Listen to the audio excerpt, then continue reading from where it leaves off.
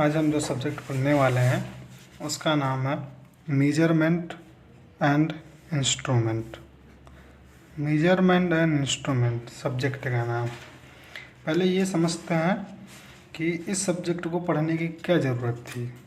Y we need this subject, ऐसी क्या ज़रूरत पड़ गई जो हमें इस सब्जेक्ट को पढ़ना पड़ रहा। सबसे पहले हम इलेक्ट्रिकल क्वांटिटी में, इलेक्ट्रिकल इंजीनियरिंग में कुछ इलेक्ट्रिकल क्वांटिटियाँ होती हैं, जैसे कि इलेक्ट्रिकल इक्विपमेंट है उसमें कुछ इलेक्ट्रिकल क्वांटिटियाँ होती हैं। जैसे पहला current, voltage, frequency, power factor, energy. सबसे पहले हम इनको समझते हैं कि ये क्वांटिटियाँ हैं और इनका रिक्वायरमेंट क्या है, क्योंकि हम किसी भी इक्विपमेंट को डिज़ाइन करते समय इन चीज़ों को हमेशा देखते हैं, क्योंकि कोई भी इक्विपमेंट कितनी वोल्टेज रेटिंग का है, कितनी करंट रह रहा है, जिसके अकॉर्डिंग हम उसके परफॉर्मेंस को डिज़ाइन कर पाते हैं। सपोज करिए कि छोटे छोटे एग्जांपल मैं लेकर समझाता हूँ। जैसे सबसे पहले हमारा एग्जांपल के तौर पर लेते हैं। सपोज करिए कि एक नॉर्मल चीज़ है, जब हम फ्रीक्वेंसी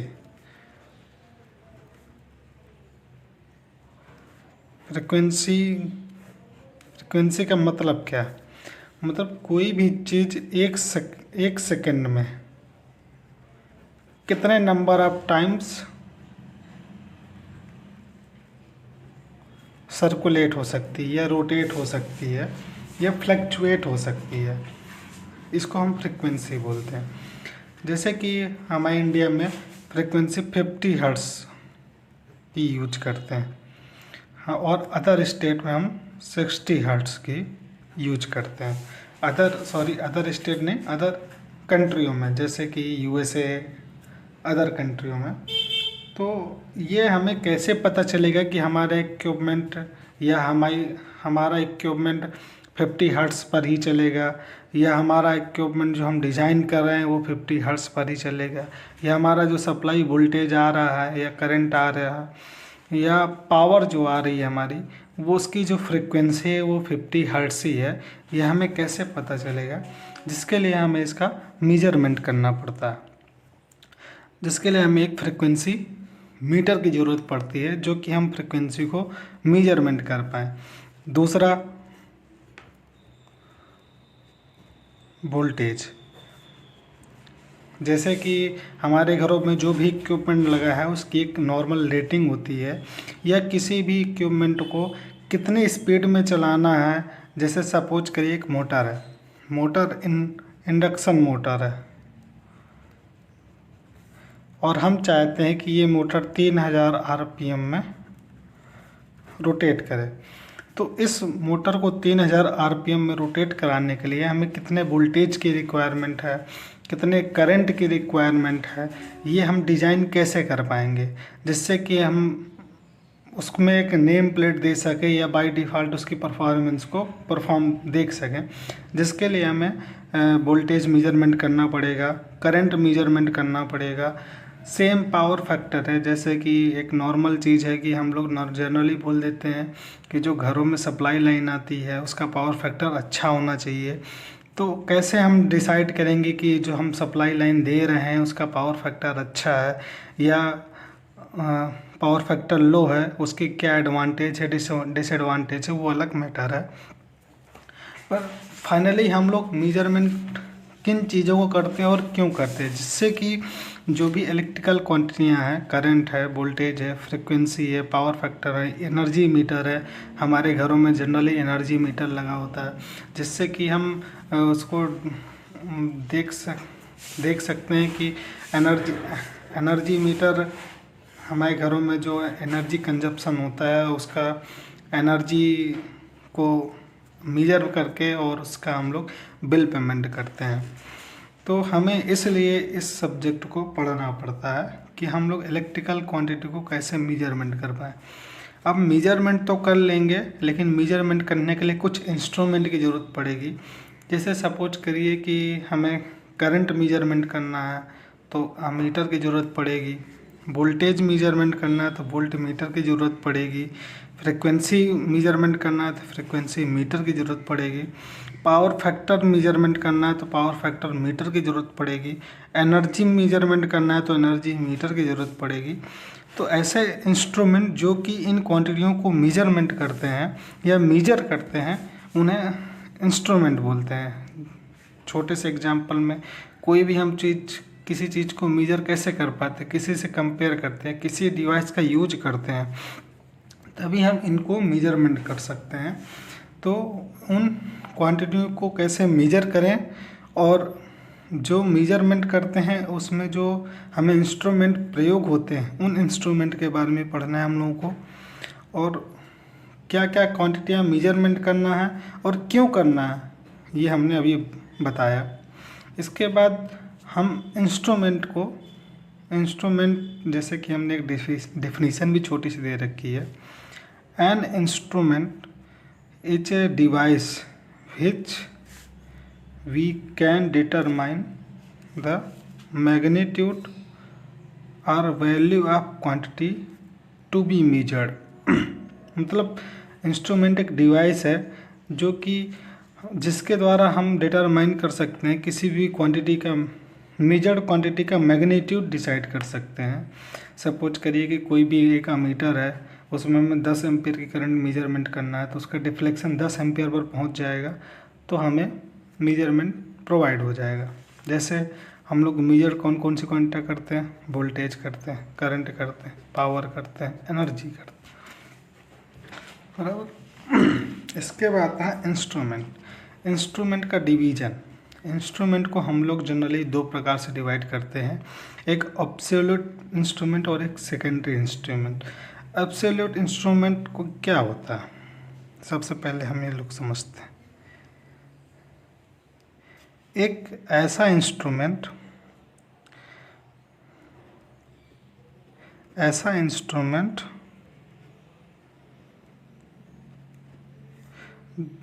जिसका जो मेजर्ड क्वांटिटी को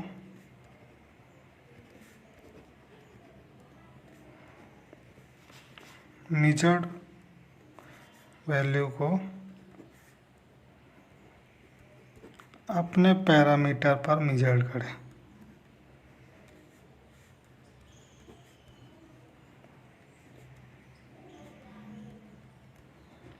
मतलब हम इसको समझते हैं, जैसे कोई भी इलेक्ट्रिकल क्वांटिटी है तो वो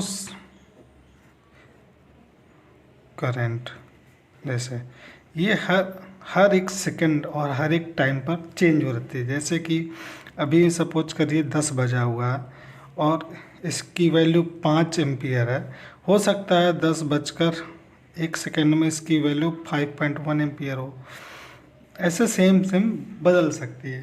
तो कोई भी क्वांटिटी समय के हिसाब से बदलती रहती है। पर एक ऐसे इंस्ट्रूमेंट होते हैं जो कि अपनी जो हम लोग वैल्यू को मेजर करते हैं वो खुद के पैरामीटर पर बताते हैं। सपोज करिए एग्जांपल देता हूँ, जैसे टेंजेंट गैल्वेनोमीटर। यदि हमने इससे करंट मेजर किया, बराबर, तो ये डायरेक्ट करंट नहीं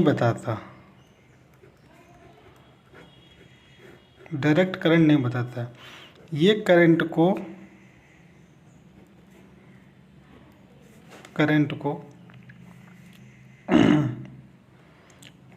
फिजिकल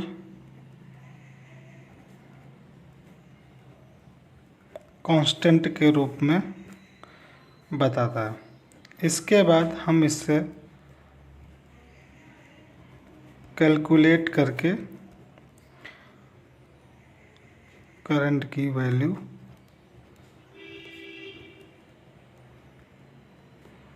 फाइंड कर सकते हैं, बराबर। फिजिकल कांस्टेंट मतलब जैसे ये अपने रेडियस,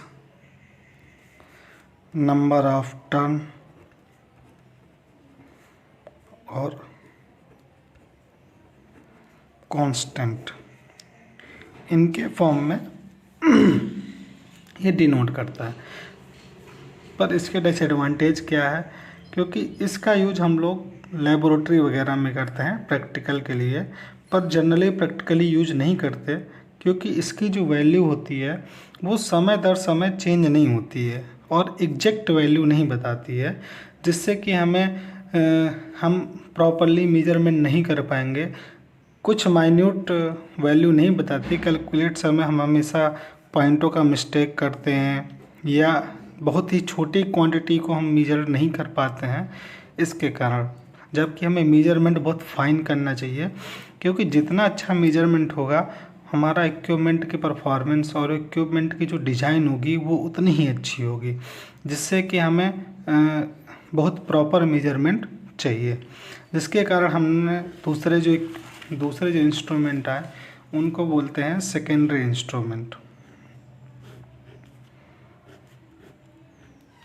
सेकेंडरी इंस्ट्रूमेंट जैसे कि अमीटर से सेकेंडरी इंस्ट्रूमेंट जनरली प्रॉपर एक ऐसे इंस्ट्रूमेंट जो तुरंत ही वैल्यू आने पर तुरंत ही उसका इंडिकेशन दे देते हैं, या direct time to time vary होने के कारण हम उसकी वैल्यू को मेजरमेंट कर पाते हैं। वैसे इंस्ट्रूमेंट को सेकेंडरी इंस्ट्रूमेंट कहते हैं। जैसे कि ये बेसिकली ये 3 प्रकार के होते हैं: इंडिकेटिंग टाइप, रिकॉर्डिंग टाइप और इंटीग्रेटिंग टाइप। अभी इन तीनों को समझते हैं कि इन तीनों का मीनिंग क्या है। इंडिकेटिंग इंस्ट्रूमेंट, रिकॉर्डिंग इंस्ट्रूमेंट और इंटीग्रेटिंग इंस्ट्रूमेंट, जैसे कि हमने 3 प्रकार का इंस्ट्रूमेंट बताया। सबसे पहले हम इंडिकेटिंग इंस्ट्रूमेंट को पढ़ते हैं। क्या है इंडिकेटिंग इंस्ट्रूमेंट? इंडिकेटिंग इंस्ट्रूमेंट जैसे कि जनरली हम लोग अमीटर और वोल्ट मीटर को देखते हैं। कैसे? सपोज करिए एक स्केल है, हमारी ये कुछ वैल्यू है। सपोज करिए यहाँ पर 0 लिखा है, यहाँ 1 लिखा है, 2 लिखा है, 3 लिखा है, 4 लिखा है और 5 लिखा है। एक हमारा पॉइंटर है जो कि 0 कंडीशन पर है। जैसे ही हमने इसको सप्लाई दिया, इसने सीधा 2 एम्पियर पर ले गया, तो यह हमारा पॉइंटर क्या हुआ? मूव्ड हुआ और हमको इंडिकेट करने लगा, क्योंकि हमारी जो वैल्यू है वो 2 एम्पियर की है। जैसे इसमें हमने इलेक्ट्रिकल करंट दिया तो इसका जो पॉइंटर है वो डिफ्लेक्ट होकर 2 एम्पियर में पहुंच गया, जिससे कि हमें उसने तुरंत इंस्टेंट उसने इंडिकेट कर दिया कि इसमें जो फ्लो होने वाली करंट है वो कितने एम्पियर की है। इसने एट स्टंट, जिस स्टंट पे टाइम पर हमने किया उस स्टंट पर इसने बता दिया कि हमारी जो करंट है वो कितने एम्पियर की फ़्लो हो रही है, और एमीटर उसको मेजर करके हमने बता दिया कि यहाँ पर 2 एम्पियर की करंट फ्लो हो रही है। ऐसे ही वोल्टमीटर होते हैं, बहुत सारे इंडिकेटिंग इंस्ट्रूमेंट होते हैं जिनमें एक पॉइंटर होता है और एक डिफ्लेक्शन सिस्टम होता है, जिसके माध्यम से हम लोग तुरंत ही जैसे ही इसमें क्वांटिटी फ्लो होती है या कोई भी क्वांटिटी को मेजर करता है तो वो डिफ्लेक्ट करके एट इंस्टेंट टाइम पर बता देता है कि उसकी वैल्यू कितनी है, 3 एम्पियर है, 4 एम्पियर, या वोल्टेज होता है तो 10 वोल्ट, 20 वोल्ट, 30 वोल्ट। इस तरह हम उसको इंडिकेटिंग इंस्ट्रूमेंट कहते हैं, जो कि एट इंस्टेंट पर हमें डिफ्लेक्ट करके बता दे कि हमारी क्वांटिटी कितने वैल्यू पर है। जैसे कि हमने एग्जांपल ले रखा है volt metre, ammeter, watt metre जैसे हम लोग पावर को मेजरमेंट करने के लिए यूज करते हैं, जैसे अमीटर करंट को मेजरमेंट के यूज करने करते हैं, वोल्ट मीटर वोल्टेज को मेजरमेंट करने के लिए यूज करते हैं। तो ये एक ऐसे इंस्ट्रूमेंट है जो कि एट ए इंस्टेंट वैल्यू पर, एट ए इंस्टेंट टाइम पर उसको डिफ्लेक्शन प्रोवाइड करके जो पॉइंटर होता है उसको डिफ्लेक्ट करके हमें एट इंस्टेंट पर वैल्यू प्राप्त हो जाती है। अभी हम इंडिकेटिंग इंस्ट्रूमेंट हो गया। इसके बाद हमारा आता है रिकॉर्डिंग इंस्ट्रूमेंट। रिकॉर्डिंग इंस्ट्रूमेंट क्या है? हमारा ये है रिकॉर्डिंग इंस्ट्रूमेंट, बराबर। रिकॉर्डिंग इंस्ट्रूमेंट ऐसे समझते हैं जैसे कि एक बहुत ही छोटा सा एग्जांपल है। जैसे हम लोग क्रिकेट मैच देखते हैं, क्रिकेट मैच में हमने देखा कि सचिन तेंदुलकर जो सचिन, एक मिनट सॉरी, जैसे सन 1998 या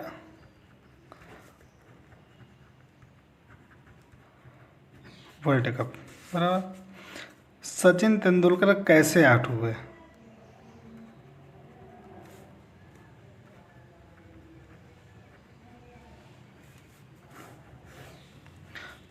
जैसे सपोज करिए कि उन LPW आउट हुए, तो 1 मीटर चलता है जो कि हमें दिखाता है कि इसमें कट लगा कि नहीं लगा। यदि उसका बैट में बॉल का टच होता है तो ये एक ग्राफ की आकृति आती है, और यदि नहीं होता तो नॉर्मल एक ग्राफ बन जाता है, जिससे कि हमें पता चल जाता है कि इस स्टंट पर यहाँ पर बैट का बॉल के साथ संपर्क हुआ है। ऐसे ही नॉर्मली, और उस चीज़ को हम लोग रिकॉर्ड कर देते हैं। रिकॉर्ड करने का सेंस ये है कि सपोज करिए कि हमें अभी जानना है कि सन 1990 में यदि कोई प्लेयर आउट हुआ है तो उसमें जो संपर्क लगा था बैट का कि है कि नहीं, तो उस चीज़ को हम लोग रिकॉर्ड कर लेते हैं।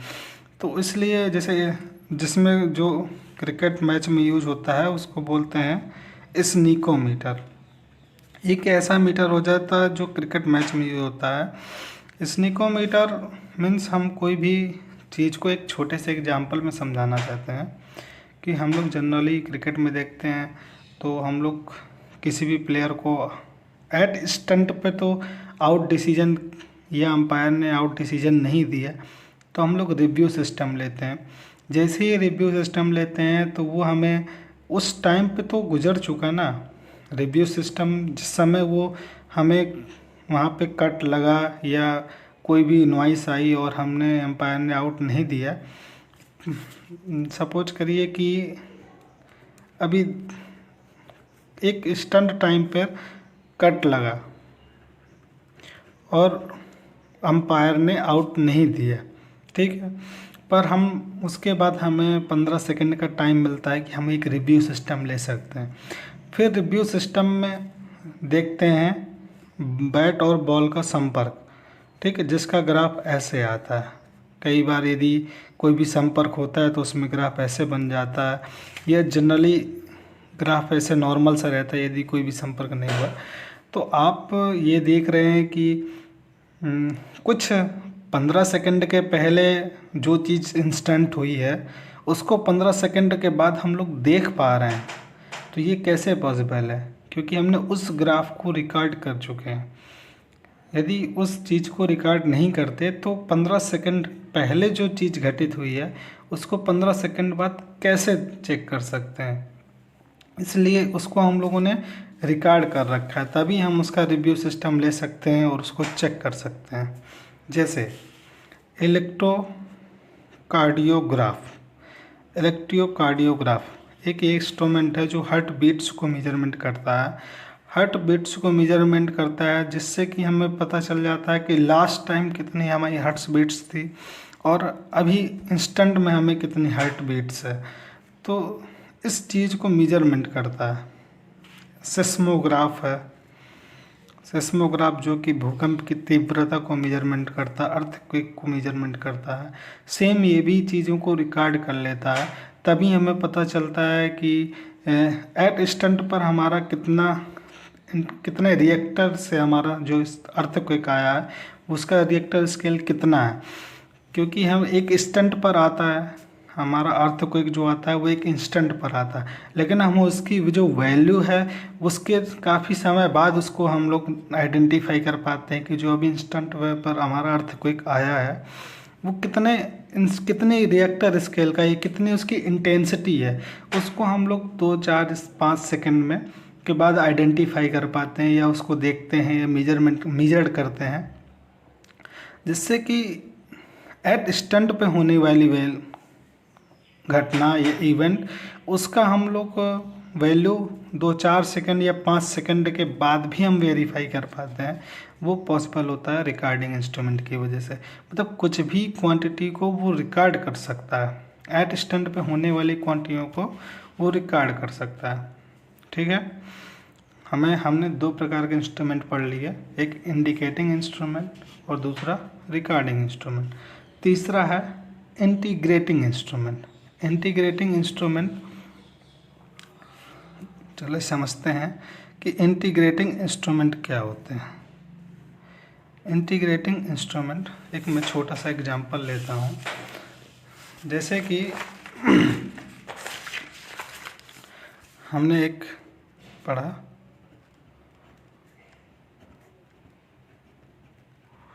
इंटीग्रेटिंग इंस्ट्रूमेंट, बराबर टॉपिक है। मैं एग्जांपल लेता हूँ, एक बिजली कंपनी है हमारे यहाँ UPPCL, बराबर। अब UPPCL का काम क्या है, सभी को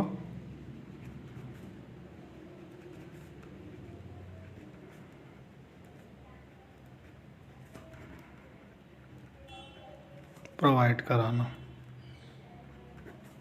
ठीक है।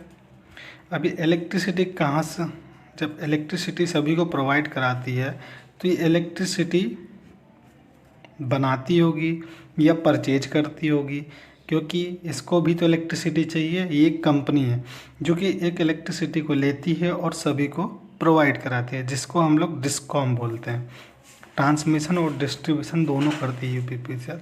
लेकिन जो क्वांटिटी को जनरेट करता होगा, इलेक्ट्रिकल पावर को जनरेट करता होगा, सपोज करिए जनरेशन है।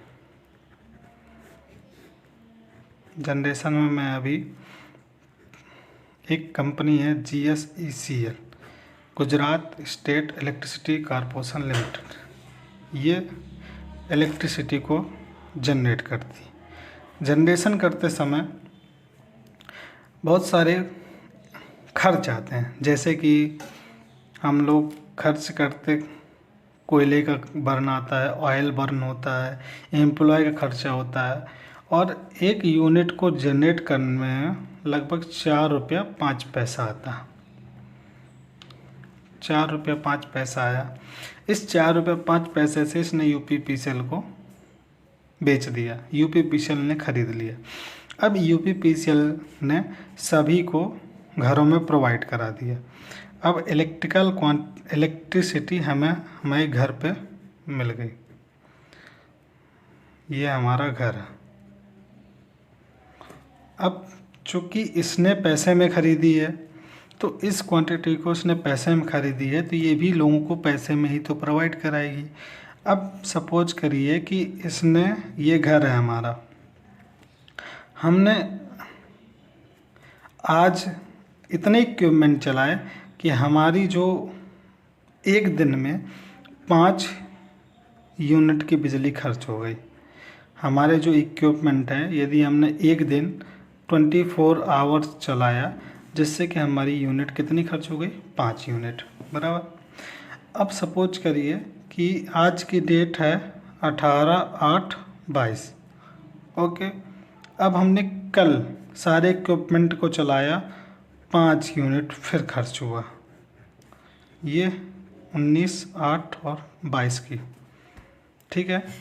सेम नेक्स्ट डे चलाया, 4 यूनिट चलाया, सेम ऐसे ऐसे करते रहे, और डेली 4, 5, 3, 4, 2 इस प्रकार से यूनिट का खर्च आया। अब ये जो यूनिट का खर्च आया, हमें यदि पैसे लेने हैं तो इन सब को ऐड करके लेने होंगे ना। ऐसा तो है नहीं कि सब पे एक दिन आएगा 5 यूनिट का पैसा लेके चला जाएगा, फिर एक दिन आएगा फिर 5 यूनिट का पैसा लेके चला जाएगा, तो डेली तो नहीं आ सकता ना। तो हमें एक ऐसा इक्विपमेंट लगाना होगा जो कि पर डे की यूनिट को पिछले यूनिट में ऐड करता जाए। सपोज करिए कि कल उसने 100 रुपये खर्च किए, तो यदि अगला 50 रुपये खर्च हो अगले दिन, तो इस 50 को ऑटोमेटिक 100 रुपये में ऐड हो जाए, और नेक्स्ट डे यदि 20 रुपये खर्च हो तो तीसरे दिन उसको ऐड करके 170 रुपये बताए। इंटीग्रेशन का मतलब वो चीज़ जो पिछली क्वांटिटी को ऐड कर दे। यदि मैं इन सबको ऐड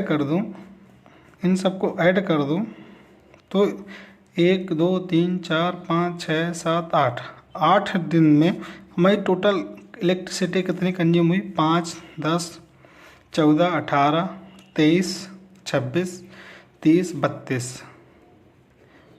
अब यदि कोई भी ऑपरेटर आता है तो हमें 8 दिन के बाद वो 32 यूनिट का बिल दे देगा, हम उसको पैसे दे देंगे, ये किसी भी कंपनी को प्रोवाइड करा देंगे। बट ऐसा पॉसिबल नहीं है कि हर एक दिन के लिए कोई हमारे यहाँ आए और उसको हम पैसे दें, ऐसा पॉसिबल नहीं है। इसलिए एक हमारे घरों में सभी में लगा होता है हमारा एनर्जी मीटर। एनर्जी मीटर क्या करता है? जैसे पिछले हमने कोई भी डेट को यदि 10 तारीख को 5 यूनिट बिजली खर्च की और 11 को 3 यूनिट बिजली खर्च की, तो वो 12 तारीख को इन दोनों को जोड़ के 8 यूनिट के और इसमें 3 यूनिट खर्च करके 11 यूनिट बता देगा। यानी कि पिछली रीडिंग में नेक्स्ट रीडिंग को ऐड कर देना इंटीग्रेटिंग इंस्ट्रूमेंट का काम होता है, जिसके कारण हम लोग एक होल टाइम पीरियड में जो वैल्यू हमें कंजप्शन हुई है टोटल वैल्यू हमें पता चल जाती है। ये एक इंटीग्रेटिंग इंस्ट्रूमेंट का काम होता है। तो आई होप इंटीग्रेटिंग इंस्ट्रूमेंट आप समझ पाए होंगे। तो इंटीग्रेटिंग इंस्ट्रूमेंट में क्या क्या आता है? एक एनर्जी मीटर आता है, एक एम्पियर आवर मीटर आता है, एक स्पीडोमीटर आता है। स्पीडोमीटर 2 टाइप का होता है, एक जो गाड़ियों में लगा होता है और एक स्पीडोमीटर होता है जिसकी हम लोग स्पीड को रिकॉर्ड भी कर सकते हैं। तो स्पीडोमीटर क्या करता है कि एक इंडिकेटिंग टाइम इंस्ट्रूमेंट होता है जो कि गाड़ियों में लगा होता है। वो एट स्टंट पे बता देता है कि इस गाड़ी की स्पीड एट स्टंट कितनी है, 30 किलोमीटर पर आवर है, 40 किलोमीटर पर आवर है, 50 किलोमीटर पर आवर है। तो ये एक इंडिकेटिंग टाइप इंस्ट्रूमेंट भी होता है। और इसी चीज़ को यदि हम रिकॉर्ड करते जाएं, हमें पता चले कि लास्ट टाइम पे हमारी गाड़ी कितनी स्पीड तक गई थी, हम रिकॉर्ड भी कर सकते हैं। तो उसको इंटीग्रेटिंग इंस्ट्रूमेंट भी कहते हैं, ये जब रिकॉर्डिंग फॉर्म में हो। हालांकि आप कंफ्यूज ना हो, और इसको हम स्पीडोमीटर को हम इंडिकेटिंग टाइम इंस्ट्रूमेंट में रखते हैं। आई होप आप मेरी बात को समझ पाए होंगे। तो हमने क्या क्या पढ़ा? सब्जेक्ट का नाम, क्या ज़रूरत थी सब्जेक्ट को पढ़ने की, और हम लोग इंस्ट्रूमेंट को कैसे डिवाइड किए हुए हैं। आई होप कि ये मेरी बात आपको समझ में आई होगी। चलिए अभी नेक्स्ट पढ़ते हैं।